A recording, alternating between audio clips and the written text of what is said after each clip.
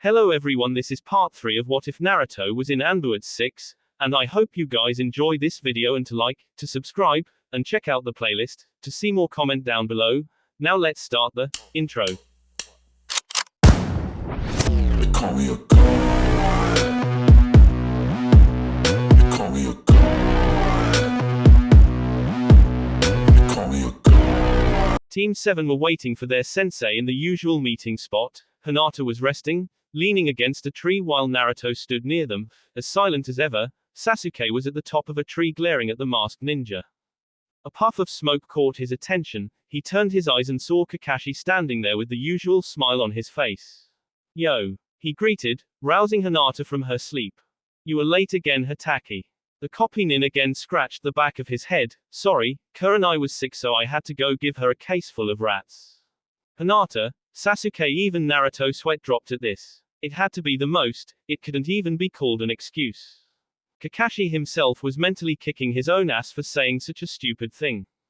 He laughed nervously, ridding himself of that god-forsaken silence that had fallen upon them. Well, I have good news, he said smiling, pulling out 3 slips of paper. He handed it to the 3 teenagers. These are qualification papers for the Chunin exams. It's not necessary for all of you to take it. Should you decide to take it, sign the slip and present it at the examination building tomorrow. That said, the copy ninja vanished in a puff of smoke.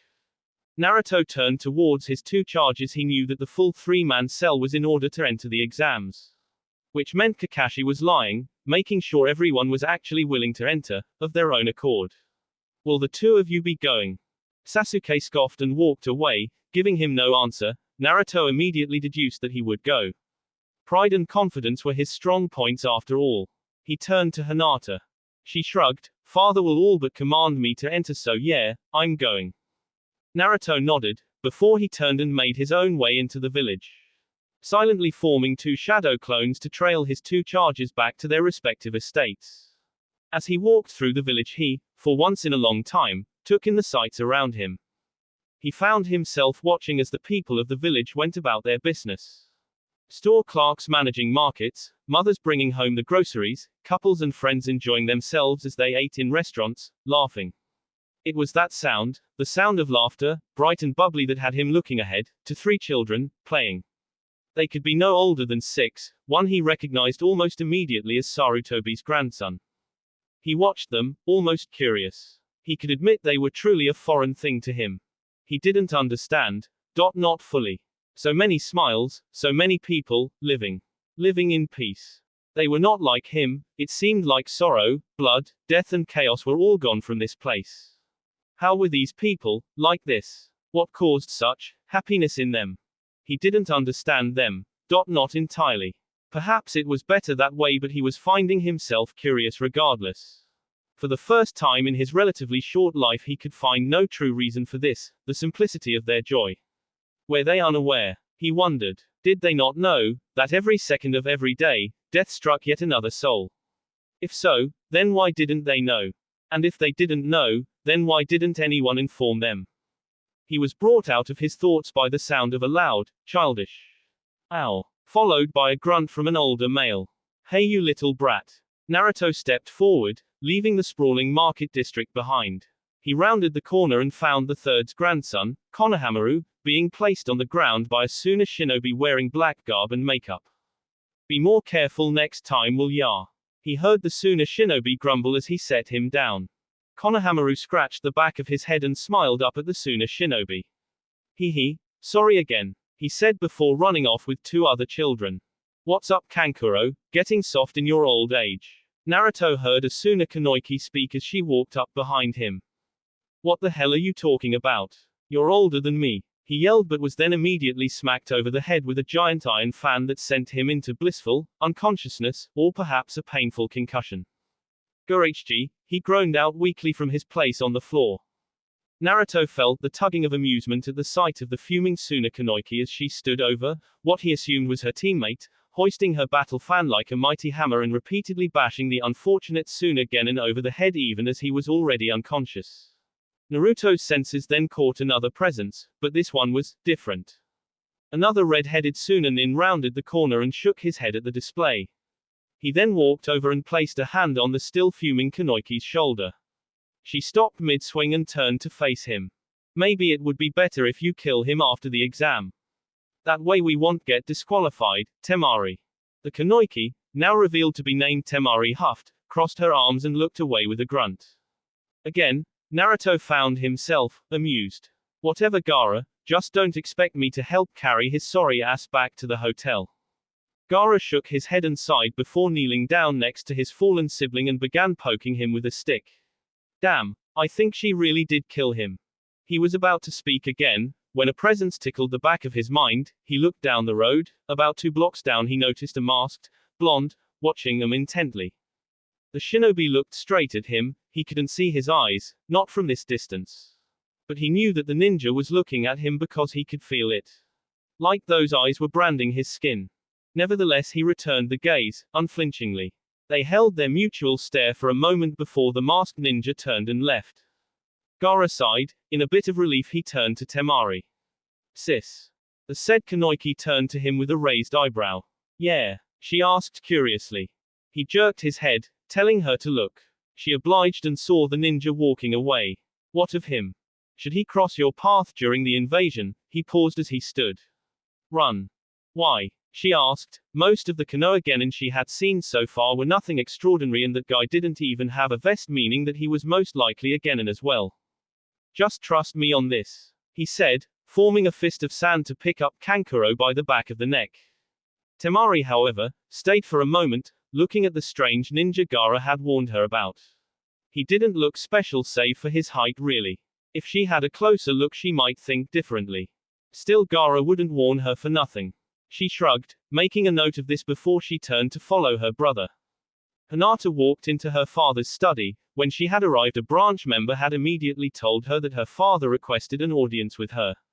She had merely nodded, and with a simple check of the time she knew where he was. As she opened the sliding door she steeled her features into one of cold indifference, hiding the pure resentment she felt for this man. You called father? He nodded. Hinata, I understand. Hitaki Kakashi has sponsored you for the Chunin selection exams. She nodded. She didn't know how the hell her father always knew everything that had happened in her day before she even got here. It was kinda creepy, really, but still, she wouldn't question him. She probably wouldn't get an answer anyway. Hiyashi nodded and turned back to the scroll he was reading. Neji is also entering in the exam. He paused and Hinata felt her throat tighten. Should you face him, make sure you do not disgrace the main house or yourself by losing to him, Hinata. He is a branch member. She clenched her fists to the point they cracked but held all emotion from her face. She bowed. Yes, father. She bit out before turning and walking away. As soon as she was out of Byakugan range she let her displeasure fully show on her face. This is why she despised that man. He cared more for images than his own family. It didn't matter that Neji was his nephew, that he was all that remained of his brother Hisashi. No. All that mattered to him was that the name of the main house would not be marred by one of their members losing to a branch member. She sighed. It was possibly for that reason that Neji was always so bitter. Besides the death of his father, he would use every chance he got to get back at the main house. Hinata couldn't blame him really, but if she faced him in the exam, she'd be within a rock and a hard place. On one hand, since she had no real wish to harm her cousin, she would just give up and grant him the victory, but her father had left her with little choice, and if the rumors of Neji's skills were worth even half their merit, then she would be in for a tough fight. She groaned in frustration, rubbing her head as she walked off, muttering something that sounded like, stupid pompous political gaming bastard. Gaara sat on the roof of his hotel. The moon hung high over his head as the crisp, cool night air blew against his tanned skin. He liked the moon. He remembered a time in his life, when the whispers from Shukaku ran rampant through his thoughts. The demands for blood, the hunger for death, and the craving for another person's suffering haunted him still, while now Shukaku's voice was naught but a faint whisper in the passing breeze. He knew just why that was. It was because of his father. He remembered that strange night clear as if it was just yesterday. His father had come, and had seemingly changed overnight. He had felt that, perhaps it had just been a passing fancy, or a cruel ploy, his father was playing, but as the days turned to weeks, the weeks to months, and months passed to years, his father continued to look at him with kind eyes, and despite Gaara's best efforts he could not find any hint of deception, or hate. He had trained him, helped him learn how to control the sand and repress the beast. Even after Gaara, by accident, had injured him horribly, he had been terrified then, that things would go back to the way they were, that his eyes would revert back to that cold look of hatred. But when he saw his father again, still wearing the hospital bandages, he had apologized fervently, and the man had merely grunted and said it was fine. And that had been the end of it. He had plenty of ideas, and theories that had formed at what had brought his father's change, but none of them had any true consistency. Today, a new idea presented itself and had gained merit when he spoke to Baki earlier and asked him when the alliance between Konoha and Suna had been finalized. 6 years ago, roughly around the same time his father's change had occurred. His thoughts were interrupted as he heard the shuffling of feet behind him. He turned his head and saw Temari rubbing the sleep out of her eyes tiredly. Gaara, she mumbled, stifling a yawn. You should come back inside, you might catch a cold or something. She mumbled. His lips quirked upwards in a smile. Temari, you know I can't get sick. Oh yeah, she said, dazedly as she plopped down next to him and put a hand around his shoulder. He managed to hold back his automatic sand from stopping her. She leaned against his shoulder. What's wrong? Nothing, he replied. Don't give me nothing, Gaara, I'm your sister. I can tell these things, she said as she pulled away, poking at his temple. He snorted and crossed his arms. Well, if you must know, I was thinking about father. Yeah, he has been acting kinda weird lately.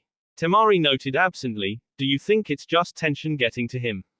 I mean, Konoha is supposedly the strongest ninja village, and even with the element of surprise we could still lose. Gaara nodded and narrowed his eyes. Now that he thought about it, his father had been acting strange, far too strange for his taste, so much so that simple stress or tension couldn't cover it. His eyes seemed to hold some sick glee as he mentioned they would go to war against Konoha that first time. Before he could contemplate his thoughts further, something caught his senses. Go back inside, Temari, I'm going for a walk. All right, Gaara, she said, yawning as she made her way back into the hotel. Gaara waited for her to slip back through the window before he leapt to the adjacent rooftop and continued leaping until he finally reached his destination.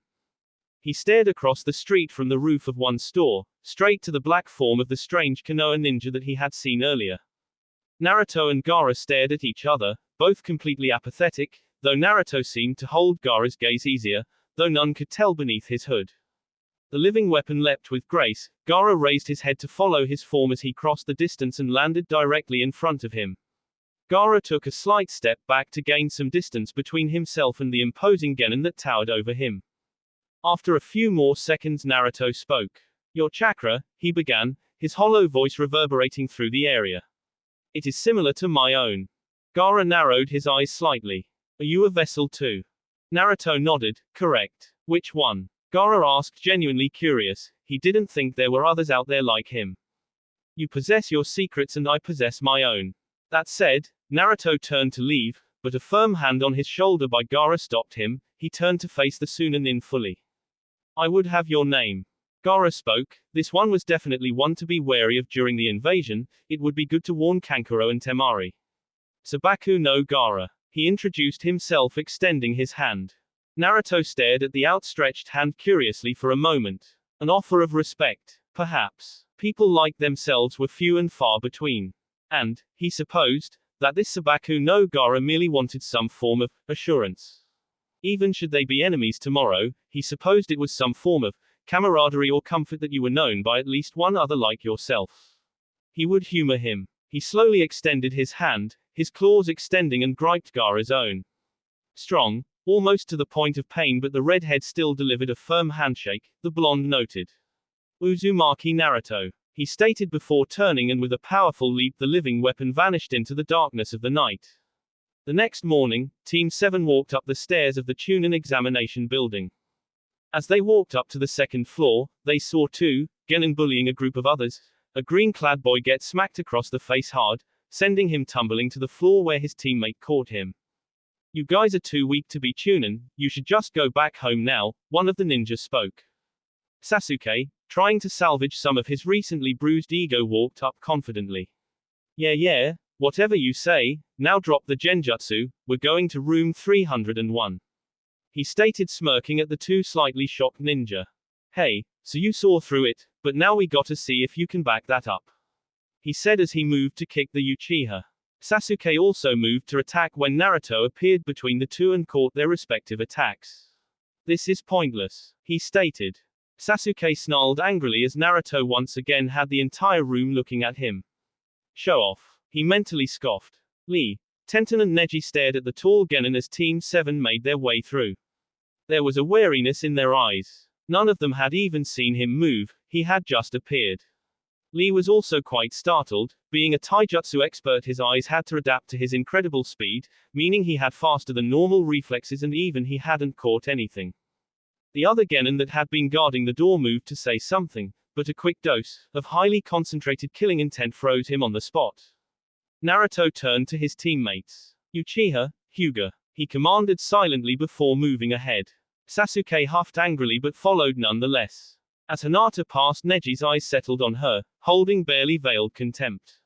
Hinata met his eyes unflinchingly as she passed. Soon, the gaze broke as she continued down the hall, not even turning to face her cousin. Neji's knuckles cracked as he clenched his fists. As Team 7 walked towards room 301, they saw Kakashi standing in front of the door reading his familiar orange book. He looked up to his, two students and smirked. Glad you all came, now you can take the test. What do you mean, sensei? Was Hinata's slightly curious reply. Kakashi smiled. Well, it's quite simple. If any of you would have stayed, then none of you could have taken the test. This test is meant for a full 3-man team. Though with Naruto with you, the whole genin assembled could attack you and you'd still win. But, then why did you say it was from our own free will? Sasuke spoke. Quite simply, I didn't want one to feel pressured to go because of the others. Even though Naruto could care less, Hinata would have been pressured anyway by her family and you wouldn't dream of passing up a chance to raise in rank. The copy nin stepped aside.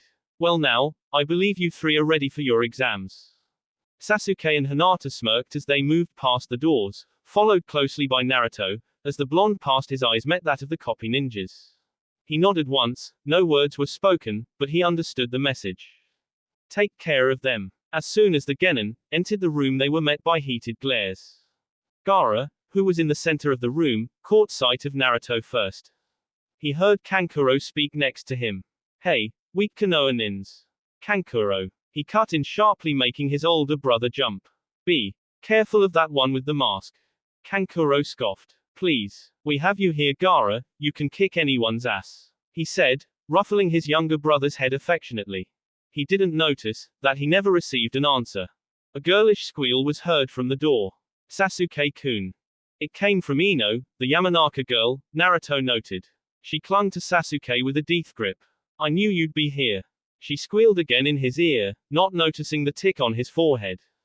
Troublesome. Naruto heard to the side. He turned and found the Nara boy, followed by the Akamaiki walking up to Hinata. So you guys made it here too, eh, Hinata?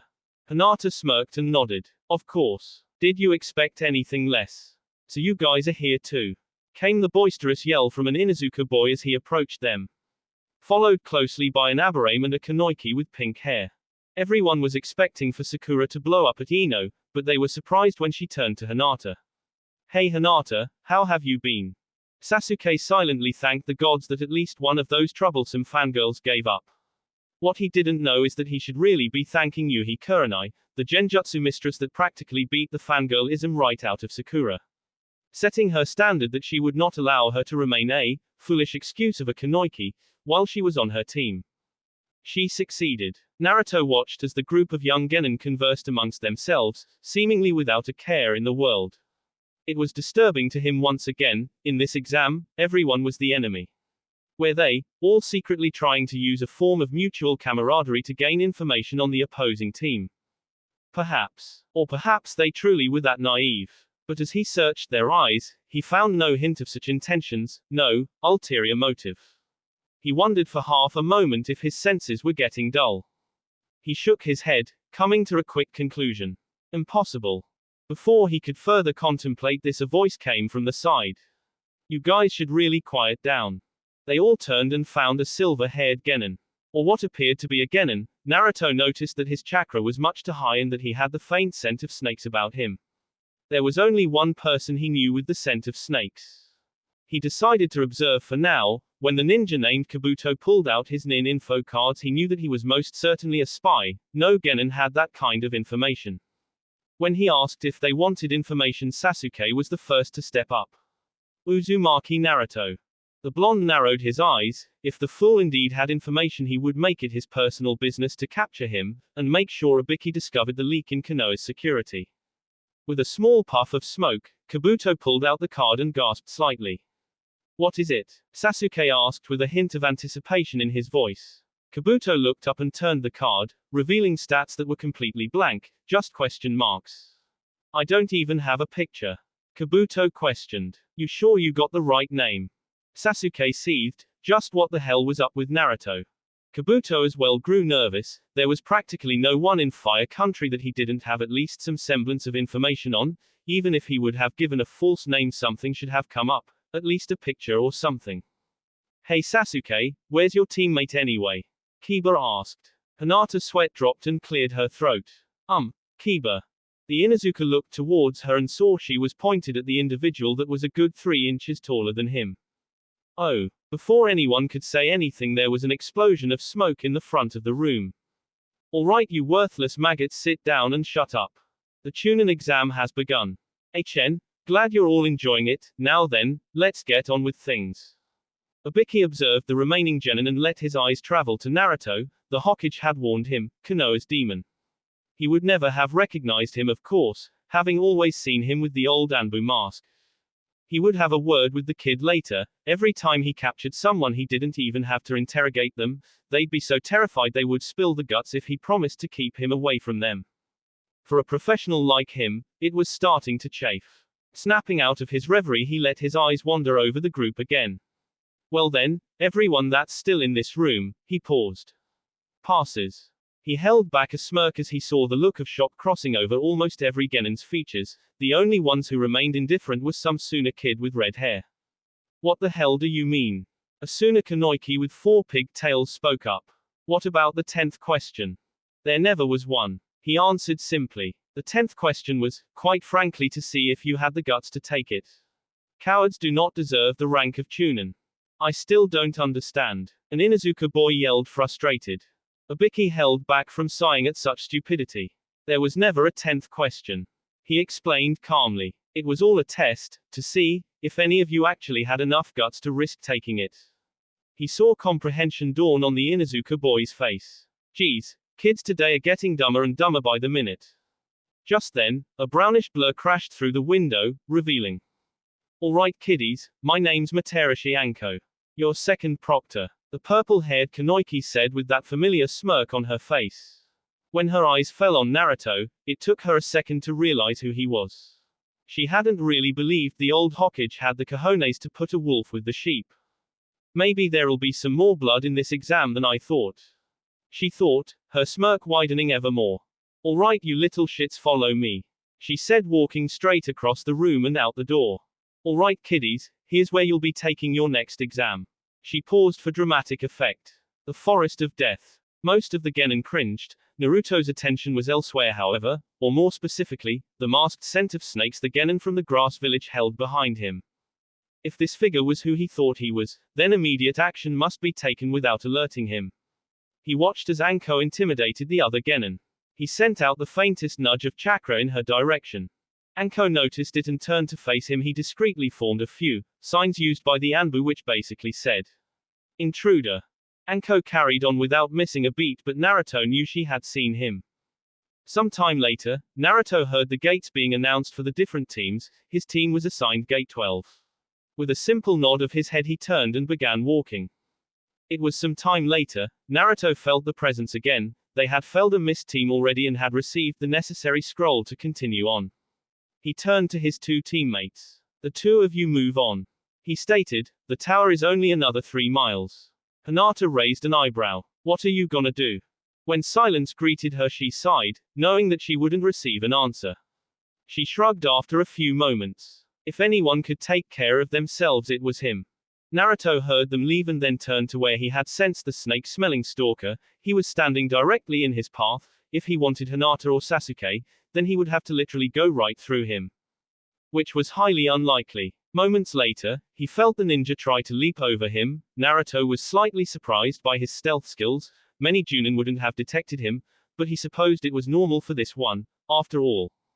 The Jinchuriki leapt straight up, appearing directly in front of the startled grass nin.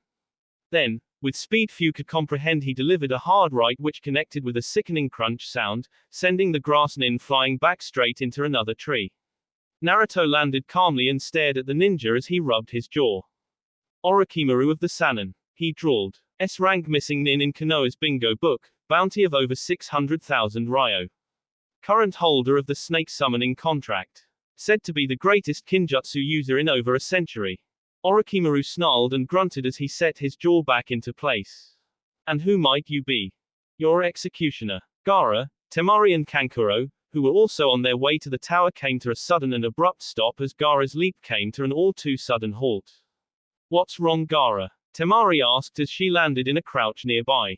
The youngest of the siblings did not respond. His heightened senses had picked up an unnaturally high spike of chakra, and that could only mean one thing.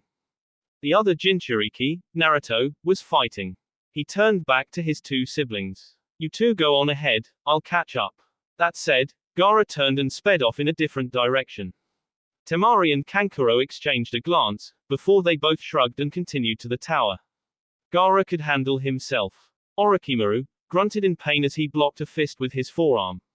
What the hell was this? No Genin, hell no Anbu could keep up with him. This was absolutely ridiculous. He latched onto the ninja's extended wrist and threw him over his shoulder, towards another tree. Naruto flipped in mid-air and landed with his feet to a tree bark. He looked up in time to see Orochimaru forming his hand seals. Kuchio's no jutsu. He yelled, slamming his hand down on the ground. In a massive plume of smoke a giant snake appeared, towering over the foliage. The creature let out a screech or roar before lunging at him. Naruto leapt to the side as the massive beats tore through the tree he had been standing on. He landed and unsheathed his two blades, raising both of them. Then, one burst into flames while the other had faint traces of wind swirling around it. The snake, having discovered his position, again charged, his massive maw opened wide in anticipation for his next meal. With a powerful downwards X-like swing, a wave of fire, combined with wind chakra, headed towards Orochimaru and his snake summon. The traitorous Sannin's eyes widened at the great wall of flames approaching him. He formed his own set of hand seals. Tsuten, Suijinheki, he spitting out a huge stream of water that formed a protective wall in front of both himself and his snake summon. He was thrown for a loop, however, when the flames evaporated his water wall almost as soon as they touched it and continued their trajectory almost undeterred. He cursed under his breath before leaping back just as his snake was consumed by the flames. The creature gave off a screech of pain. A few seconds later the creature vanished in a plume of smoke back to the summoned realm. Orochimaru landed on a nearby tree branch and then felt a chakra spike directly above him. He looked up and felt his eyes widened as Naruto stood directly overhead, his hand extended with a small bead of chakra in the center. Futon Shoha. He yelled as the wind chakra concentrated in his palm exploded in a blast almost 10 times more powerful than what he had used on Haku. Orochimaru barely had enough time to use Kawarimi before the air itself pushed down on the area he had been standing on. The tree branch seemed to implode in on itself before it fell to earth with alarming speed. When the dust cleared, mere splinters is what remained. On the forest floor. The blonde turned in time to see Orochimaru raise his interlaced hands and bring it down. Since Naruto was standing upside down on a tree branch, the blow connected with his chin, sending him careening to earth. Orochimaru landed on the ground just as Naruto exploded from the dust cloud he had created. Fluidly unsheathing his blade again, he aimed to cut off the snake nin's head. Orochimaru ducked under the blow, letting Naruto pass over him. He turned and threw 3 kunai, each connected, digging deeply into Naruto's right shoulder, his right hip and his right bicep. Orochimaru capitalized on his new advantage and came up with a high kick, which connected, followed by an axe kick that sent the blonde tumbling down a small hill. The snake nin reappeared above him and stomped down, making his back scrape against the forest floor. The tearing of clothes and the clattering of fallen kunai that fell from their now damaged holsters could be heard among the ruckus. Orochimaru leapt up and formed his hand seals in preparation for a fire attack. He finished the last seal and shouted, Kaiten, Kuryu Enden. He yelled, sending the fire dragon straight down. When it hit, the floor beneath him was blanketed with flames. He smirked, but it died almost as soon as it appeared as he felt the air leave his lungs, followed by another fist to the face. His jaw had been cracked before, now it was just downright broken. It was then followed by a hit to the ribs and again to his throat, finally a backhand across the face sent him reeling. His back hit a tree with a loud crack. He opened his eyes as Naruto appeared in front of him in a blur of movement. Futon, Shoha, he yelled, his palm just a few inches from Orochimaru's face.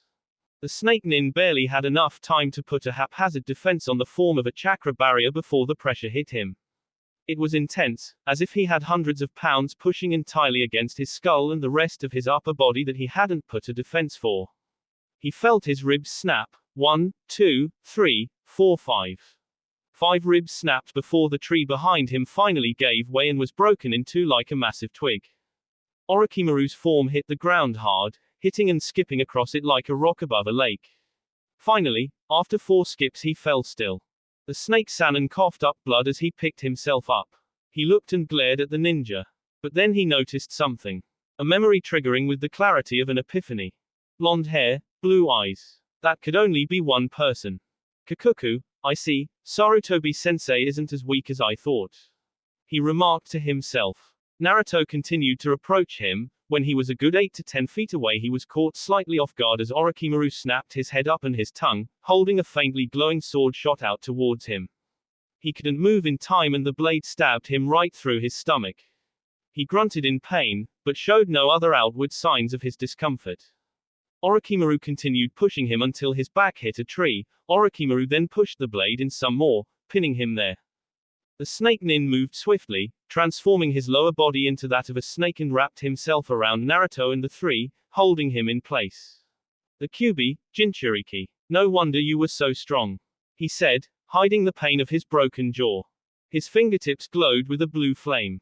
Gogyo, Fui, he was cut off, as Naruto, in a burst of supernatural strength, broke free from his hold and caught his wrist, stopping him dead. The blonde's eyes glowed a fierce red, and violent, blood-lusting chakra seeped out from him.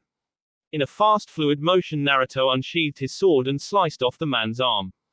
Orochimaru screamed in pain and pulled back, pulling his blade out as well. He hissed between his teeth and swore under his breath as he felt even more Konoha ninja approaching. He glared at the blonde. This isn't over, he said before melting into the earth, mud taking his place. Naruto watched him leave with apathy. He could feel his stomach burning as the Kusanagi's poison tried to spread. The fox wouldn't let it though. He turned and saw that the arm he had severed off had a tattoo on it. One that he immediately recognized as a summoning tattoo. He walked over to the pale stump and grabbed it, not even looking or feeling slightly disgusted. He stared at the summoning tattoo for a moment before turning and walking away. It would be useful later. Meanwhile, a certain redhead had watched the entire fight from a nearby tree. He would definitely have to be careful of this one during the upcoming invasion. The aged Hokage grimaced as Naruto, in his ever-gruesome display, walked right up to his desk and placed a pale arm onto it. He raised a single eyebrow towards the blonde-haired Jinchuriki. What is this? He asked. The arm of your former student, he replied blandly. Sarutobi lit his pipe and took a puff before putting on a glove and grabbing the arm, twisting it around so he could see the snake summoning tattoo. He put the severed limb back down on his desk before turning to the blonde.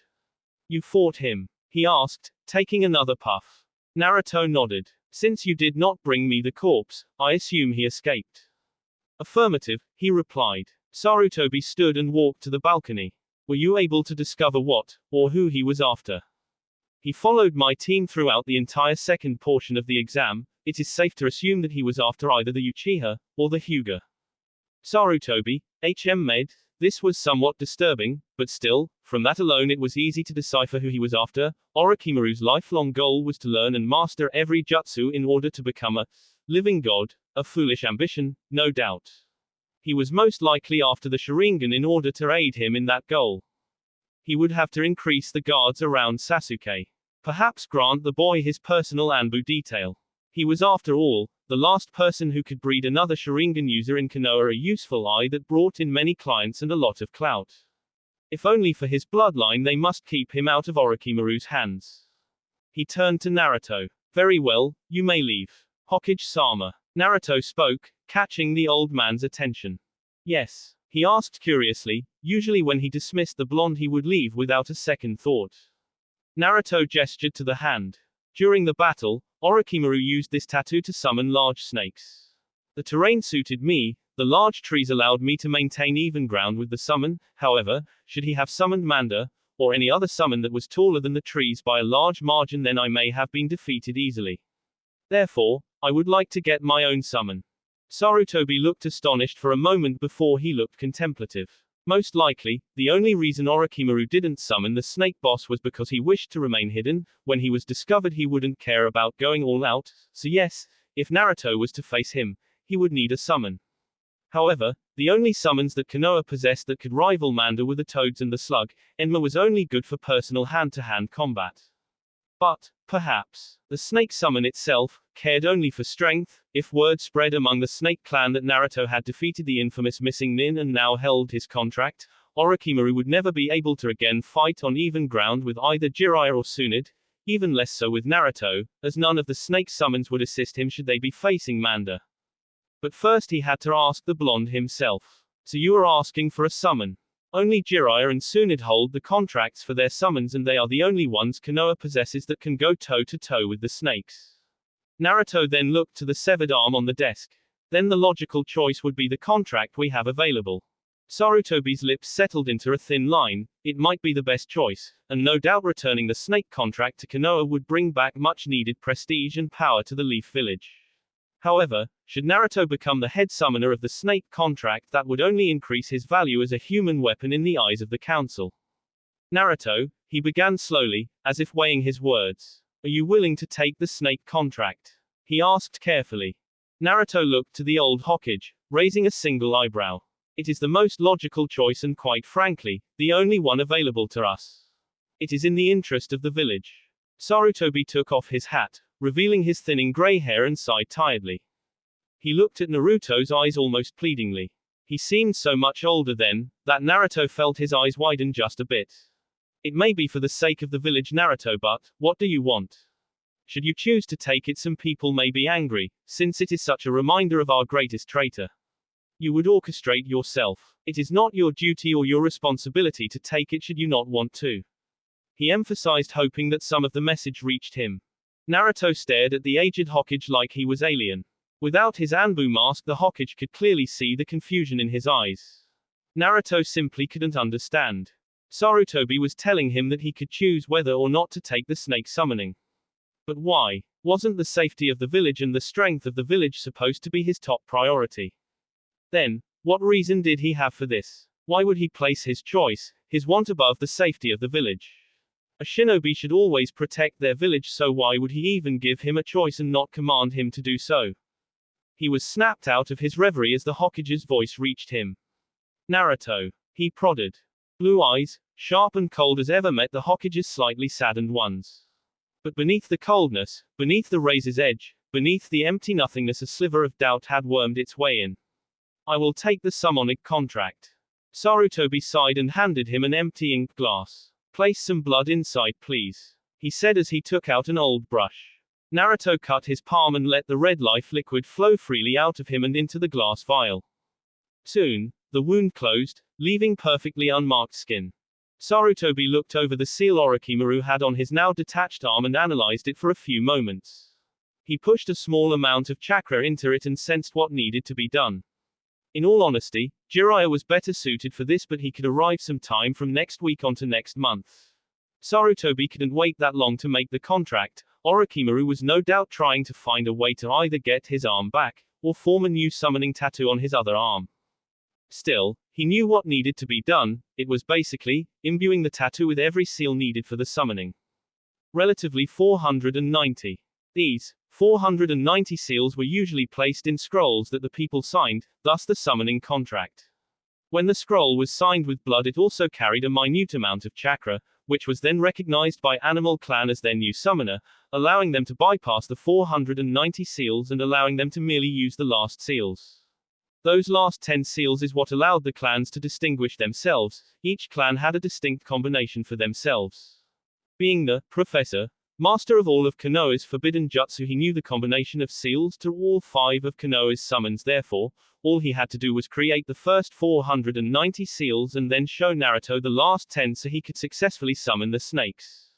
The reason he had not done this earlier is because no Konoha shinobi had the strength to match the snake Sannin, therefore the snakes would never serve the user should Orochimaru, the head summoner, command it. Anko herself was only allowed to summon lesser snakes to use with the shadow snake hands. But that was about it. Sarutobi took the vial and dipped his brush in it with a soft sigh. Give me your arm, please. Naruto nodded and rolled up his sleeve, extending his forearm.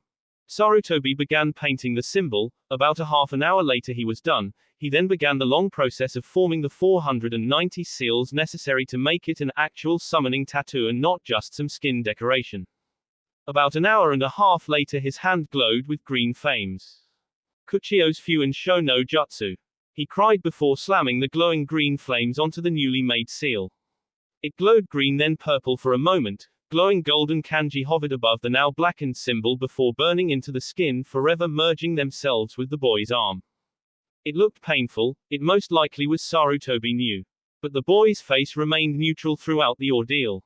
Finally, the glowing died down, leaving a simple black snake tattoo around his arm.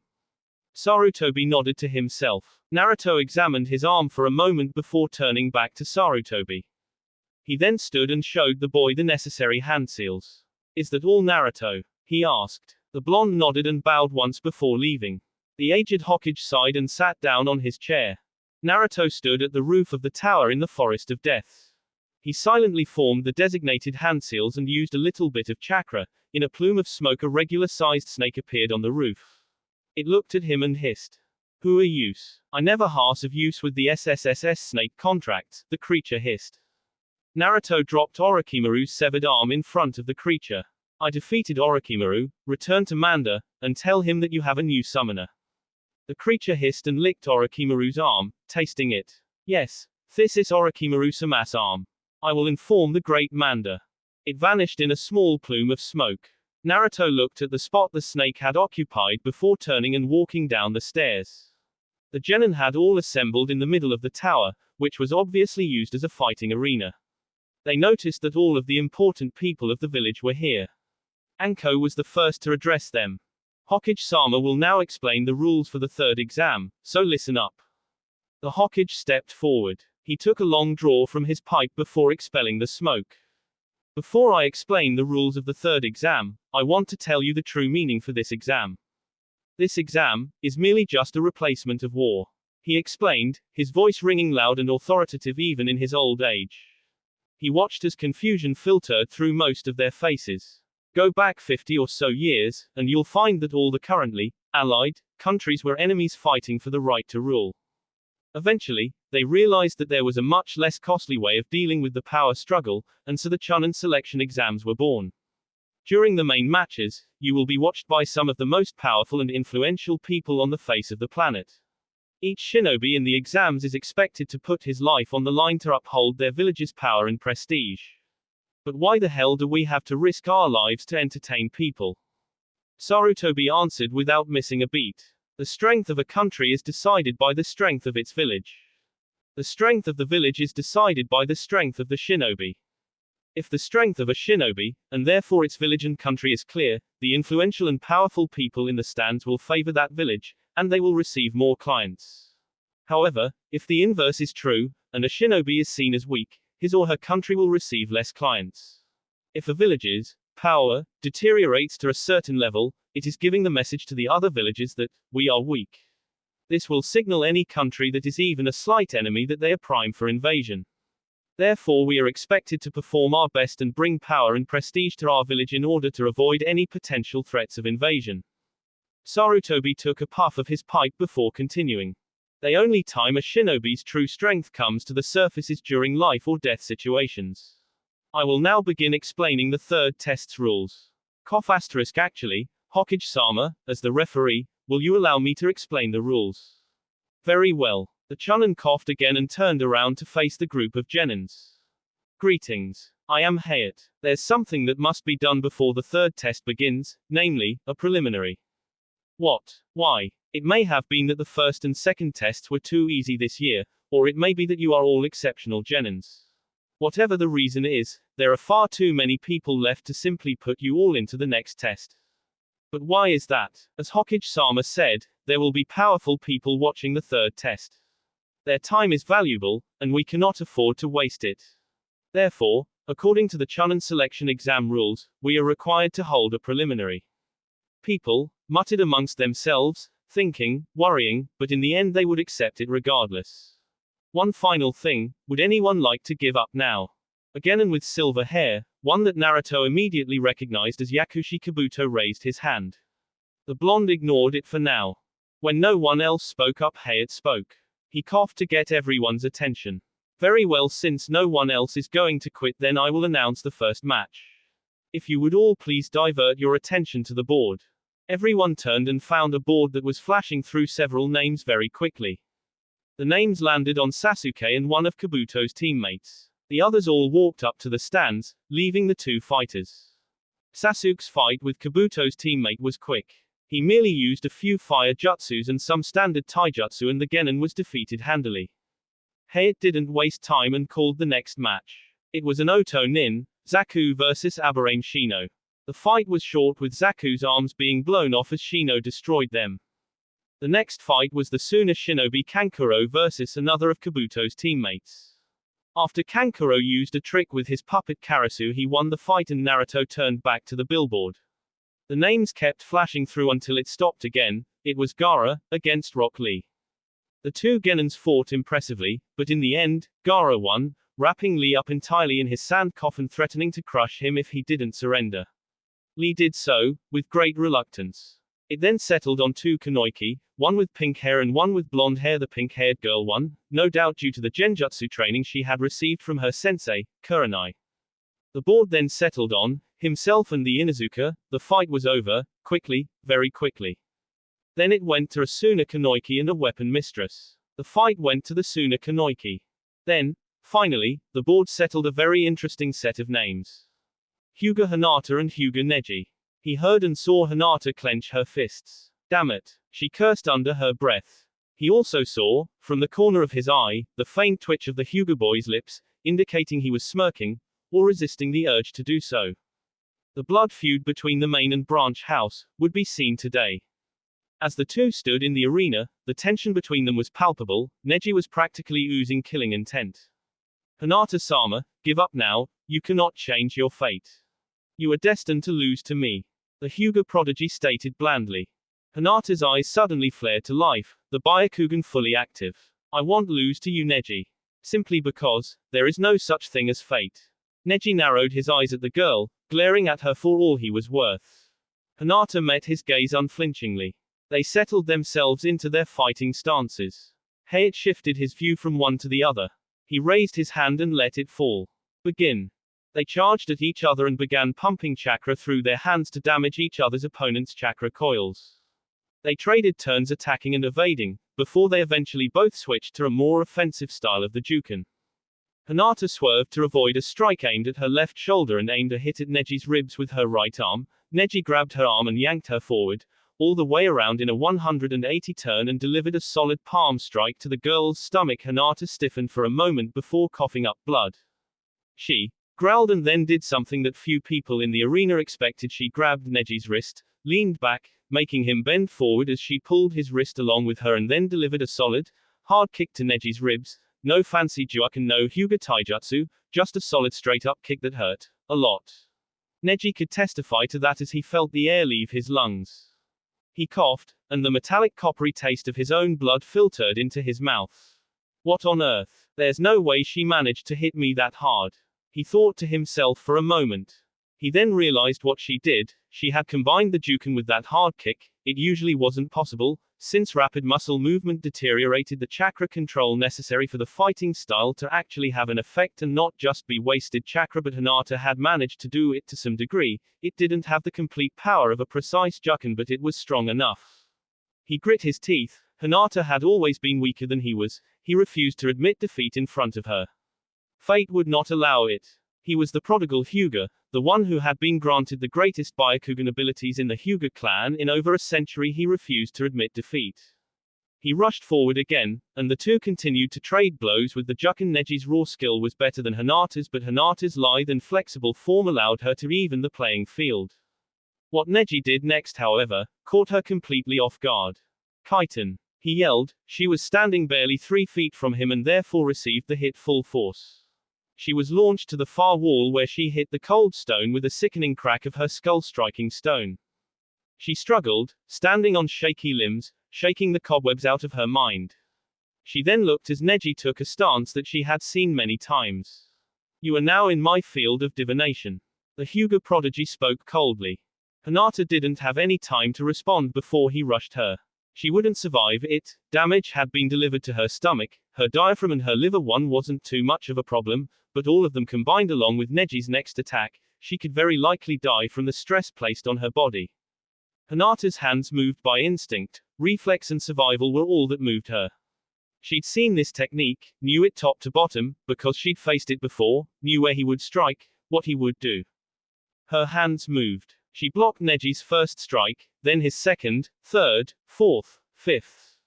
Neji felt his eyes go wide. This was completely unheard of, a technique that could defend from the Hyuga's most devastating attack. He grit his teeth as his attack ended. He leapt back and saw Hinata fall to one knee as she gasped for breath. A few of his attacks had gotten through, one of the last ones striking the shoulder, which left her arm completely useless. He rushed forward again, in his anger, and in his underestimation of her strength in her current state he left himself open. Hinata however caught it. In his next strike, all she had to do was divert the attack, and she would then be able to strike him in the chest, no doubt giving her the victory, but also, it could kill Neji. Naruto noticed this as well. Time seemed to slow down as Neji approached her. She heard his footsteps, saw the chakra in his palm as he approached her. In the end, she couldn't do it. She lowered her hand and closed her eyes, before Neji's attack hit her, just above her heart. She fell back, and hit the floor with a dull thud. Unmoving. Everyone stayed there, stunned at the turn of events. But none more so than Naruto. He had seen the opening, he had seen her see the opening. Why didn't she take it? Why did she let him win? Announce my victory, Proctor, Neji stated coldly, spitting out some blood that had collected in his mouth. She won't be getting up. Naruto's hand, which had been gripping the railing tightly, dented the metal bars by the force of his grip. He could not explain this emotion. He was angry. But why? Was it because he was confused? Or because he had failed his mission? Or because the Hyuga, Hinata, was now dead? Impossible. Such attachments were not meant for a shinobi. He would not allow himself such a foolish emotion over a mission. He released his grip and calmly exhaled. But he felt himself take a sharp intake of breath, as the girl's eyes weakly opened, and she began to struggle in order to stand again. Neji, who had been making his way up the stairs, turned at the sound of coughing, and the splattering of blood on the cold stone. Why do you stand? You'll really die if you push yourself any more. He drawled, hiding his surprise that she was still standing. Your fate decrees that you will lose to me. Hinata took a deep breath before she spoke. Her voice was strained, painful even. There is no such thing as fate, so stop hiding behind it, coward. Her words, though spoken softly, were heard through the entire room, that now seemed so much colder than before. Neji's eyes lit up with fury and he rushed at the girl, fully intending on ending her life. In a simple blur of red and black, Naruto appeared between the Hyuga, Prodigy and Hinata, catching his strike easily, half an instant before Guy had his arm around the boy's throat in a headlock. Naruto shoved the boy's hand away and turned just in time to catch Hinata as she fell forward. Her legs not having the strength to keep her standing. Naruto felt detached from his body as he stared at the girl. Why had she taken the hit? Why did she allow herself to fall to such a state? She could have won. Preserved herself. He didn't understand, and even as the medics took her, his eyes, hidden by shadow, shined with the silent question. Why? That will be it for this video. If you want more, comment down below, like, subscribe. And see you guys later.